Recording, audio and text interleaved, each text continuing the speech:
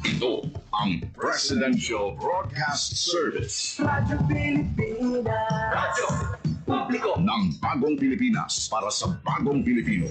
Naghahatid ng mahahalagang balita at impormasyon na guugnay ng pamahalaan sa sambayanan. Tulay sa himpapawid ng serbisyo publiko. Radyo Pilipinas. Radyo Publiko. Ang boses ng Pangulo. Sa Iloilo, Radyo Pilipinas. 585 AM. Oras sa Radyo Pilipinas, Philippine Standard Time, alas 8:32 sa aga.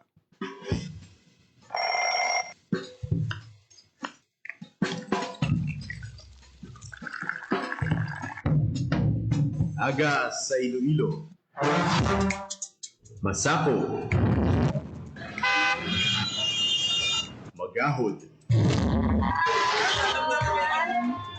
Mapagsik. Panibagong adlaw pagkatapos ng paghuway sang gabi antes. Bagong nga paglaon.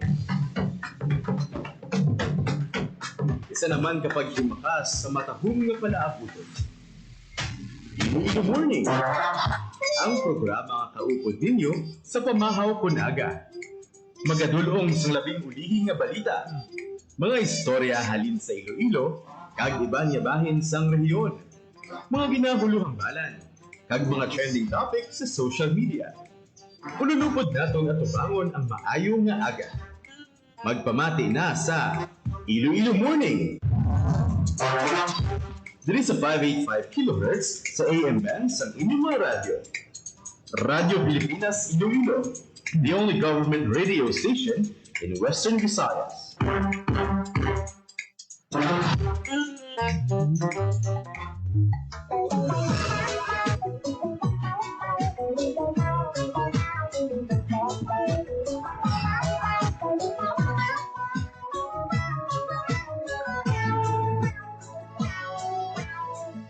Mayong mga Pilipinas, good morning liwat Western Visayas. Welcome sa Iloilo Morning Program. Subong adlaw sa Biyernes. Thank God it's Friday.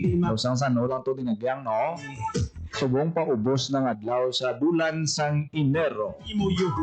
Tuwa na lang katulog kag Pebrero na. Sa maabot yang Lunes nga adlaw, piyesta na sa distrito sang Haro. Traffic hambal sang Iloilo City Traffic Transportation Management Office. Hindi ka mamatingala na heavy traffic ang mabatyagan sa palibot sang Haro Plaza. Reminder siniya sa aton nga mga motorista kay manog weekend kita subong mo ti ang aton nga mga kauturan balanta nga damo sang mga plano nga magbakasyon, magpahuway, ang iban malagaw. Di ba si bala makibot ka mo? Ako nita magsala kada Pebrero 2 do holiday man na. Diri sa may syudad sang Iloilo kag sa aton nga mga motorista hindi na kamo makibot nga sa Lunes February 2 kung magagi ka mo sa Haro tapos kung nagadali ka mo, hindi ka mo mag-agida. Mangita ka mo alternatibo nga lagyan para nga hindi ka mo maulan sa inyo sining mga transaksyon.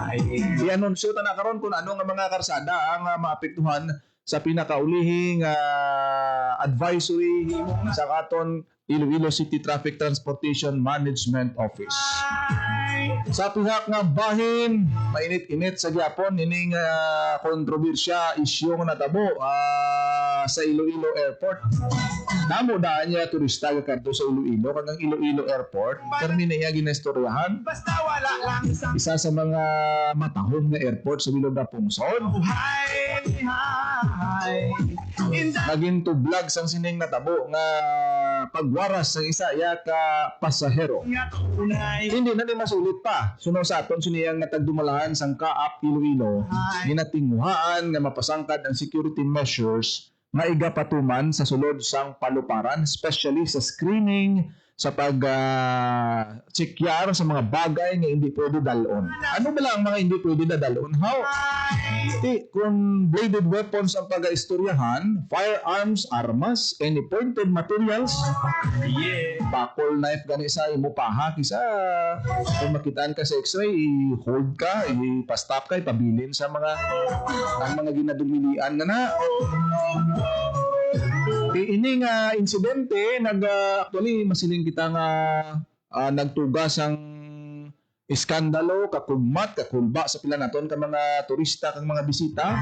Pero somehow, kung tanawon pa kay natabo na to, hindi mo na to mabalik. Dari na lang kita, look forward kita sa mga himuon nga mas stricto ng mga security measures, pag-review, pag-revisit sa mga protocol sa sulod sang paluparan para nga sa dason hindi na ni matabo pa. Ini ang ginpahayag sang pamunuan kag dumalahan sang Kaap Iloilo sa Iloilo Airport. Damo gahambal nga nakasulod na to. Yeah, reviewan niyo bala ang mga impormasyon nga inyo sini nga ginabasa. Kay suno sa pahayag sang Kaap Iloilo nga wala niya na miss kundi nakitaan gani sa screening ang ining patalom sa isa ka pasahero. That's why gin-hold siya.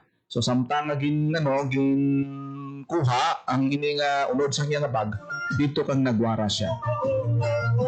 Kaya ang mangin impact sini sa regular nga transaksyon, regular nga operasyon sa aton siniya nga paluparan dira sa may district o kung sa may banwasang Santa Barbara kag Cabatuan area, no, ang aton nga Iloilo Airport. Anong mga adjustment kapag himuon sang Kaap Iloilo matapos nga natabo ini nga insidente? Ipalayag naton karon aton interview kay Sir Art Pareño, Iloilo Airport Terminal Supervisor, kung ano ang ila nga mga mangin adjustment. Hamakon mo sa isa ka adlaw 24 hours kabalo ka mo kung pila ka flights ang ara dira. Almost 80 flights. Ang arrival 40, ang departure mga 40 man sudo sa kay 40 arrivals and 40 departures. Ang average na biyahe sang Iloilo Airport ida 80 gid makon mo na. Especially subong manog padulong kita sa vacation period abi no mag tig-ilinit o kon paano kita no bakasyon time hindi na kadabo pagid na. Hindi naton gusto masulit matabo liwat ang kasubo nga incident. Ipalayag nato na aton sini nga interview kay Mr. Art Pareño, ang Iloilo Airport Terminal Supervisor sa kung anong mga adjustment sang paluparan para nga hindi na ni matabo paliwat no ang ini nga insidente nga mayara sing nakwaan sang patalon kag naglinagsanay pa sa sulod.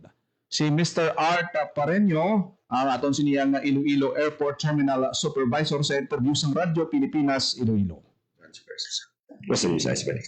Naka-mention ka kay nasa ang mga pasahero tangipan, siyempre may na-trauma. Paano kung nagpatigayon, anong nanging response ang airport sa debriefing sila nga pakalmahon sila after sa incident? Well, actually, that's normal. Pagka-amos na resident, bisa sila masapan. Kaya bumatang may lupok yung bubiyan. In a very expected sanitized area. So, we did our job.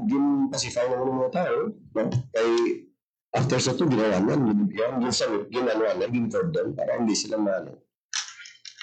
So that ensure man, kaya ara man dyan ang presence sa mga police. So, we restore peace and order immediately sa third floor. Para nga anong mga tao. But of course, personally sa ilan, sa Piling Bara, ang trauma. But we cannot do about it, but ensure that the next time it will not happen again. To do appropriate measures, no? Para nga hindi nagtabo. Sir, may mensahe ka sa mga pasahero natin na liwat mag-giveaway, magsulot sa airport natin. Reminders mo na lang sa mga pasahero, especially kung ang iman sa'yo na basi aware or not aware na hindi pwede anong ipamadyan sa ina. Okay, we have posted in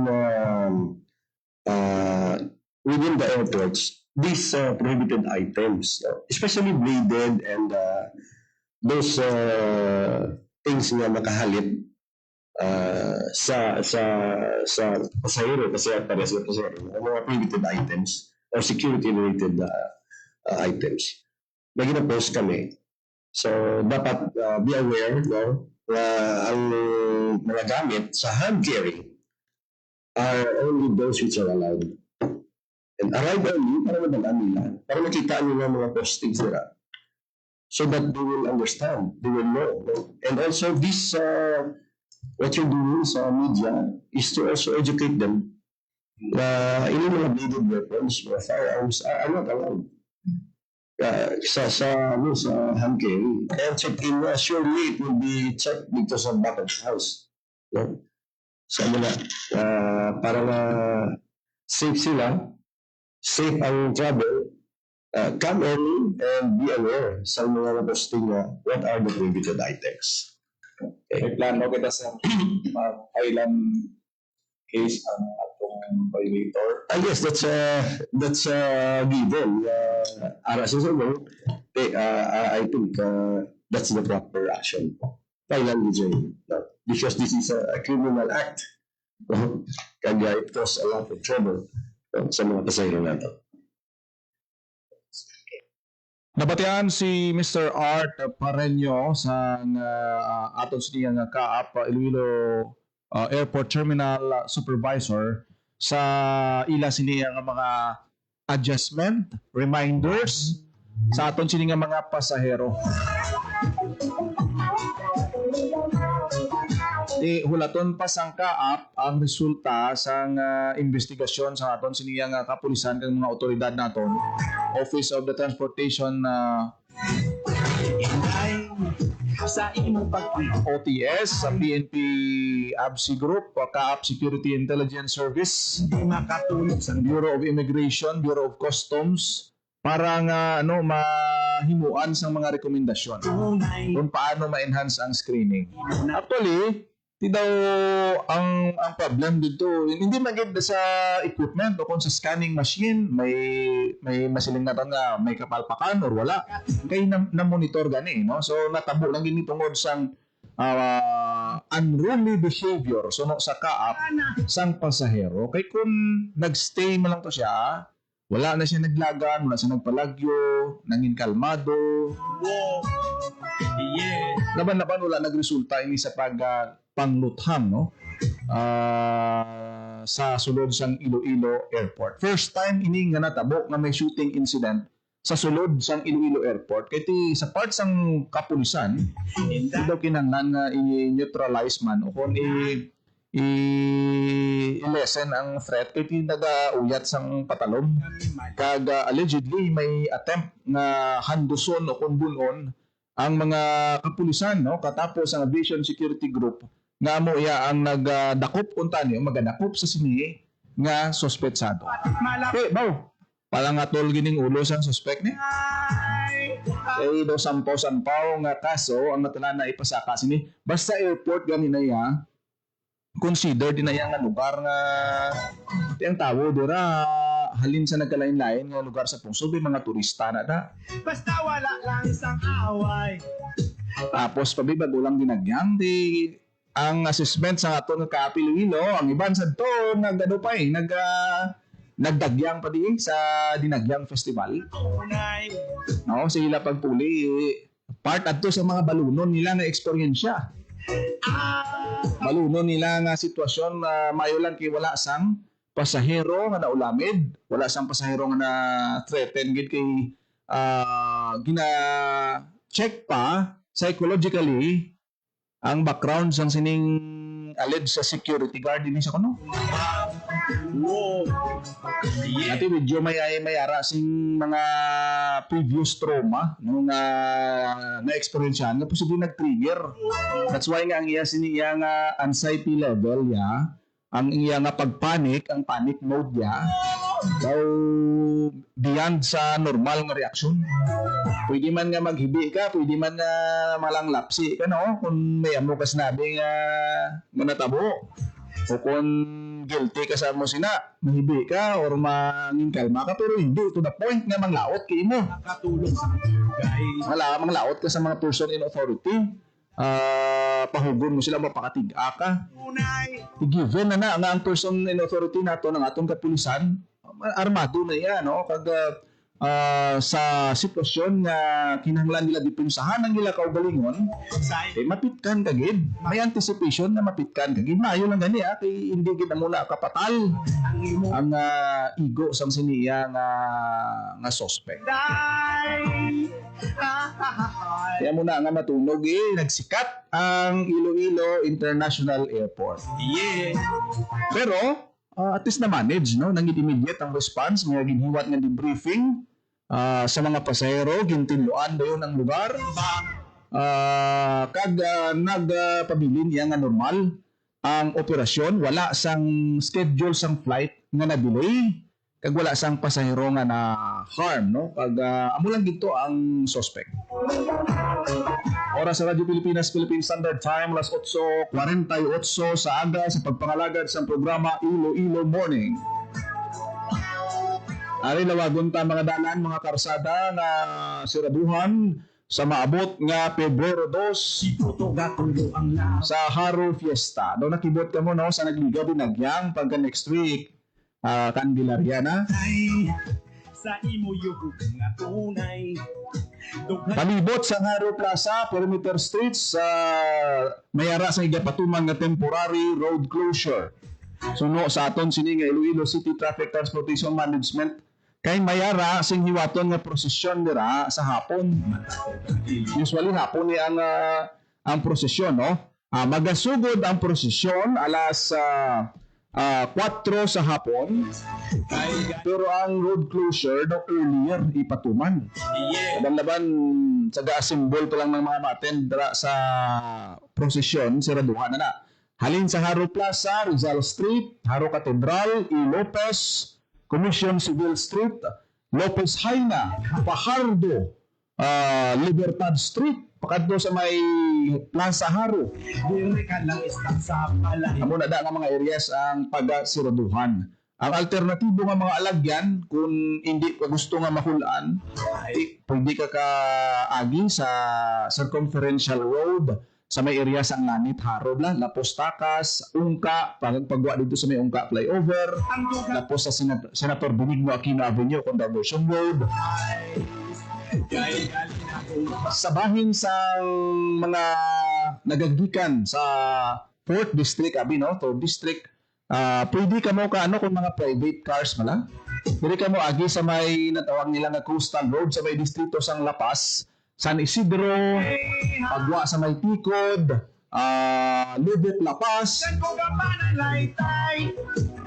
Wa mo din sa may Lapas Plaza, no? Sa may area da sang Baldosa, Guarbana, gwa mo sa may Guarbana Street, Lapas, gwa sa may Lapas Public Market. Sa amo na da nga mga alagyan, pwede niyo na da ma-maximize para nga hindi ka mo ma-trap, no, sa possibly heavy traffic nga mahimo ma-experiensyahan sa distrito sang Haro. Friendly reminder sa aton sini nga mga motorista. Bawal ang ang pagka-impatient, kontrolo ng kaugalingon kung magagi sa sini nga mga lugar. Talanta kisa may ara ginaya nga makibot, no. May amo sini kali, no. Usually ang mga hindi familiar, ang mga laka lang na padulong diri sa may Iloilo City.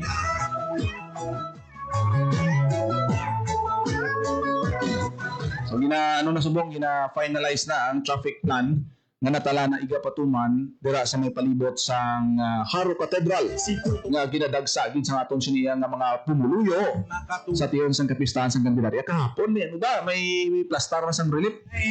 Ang isa ka lane sang karsada gin-occupy sang mga ukay-ukay.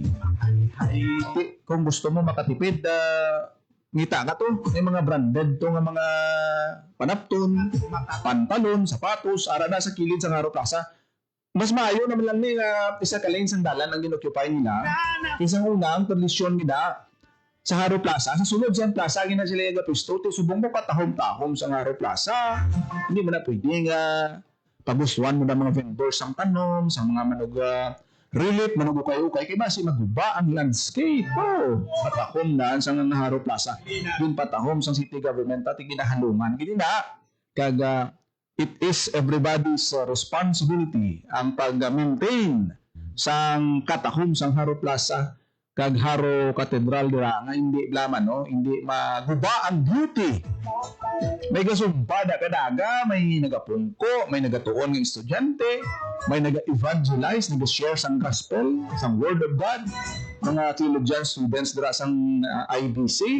Di ka nami kid Si Tuto Gatulo ang laway. muna nga paagi sa pag-develop sa mga plaza ta, pagtudlo, pag-educate sa aton sini nga pumuluyo.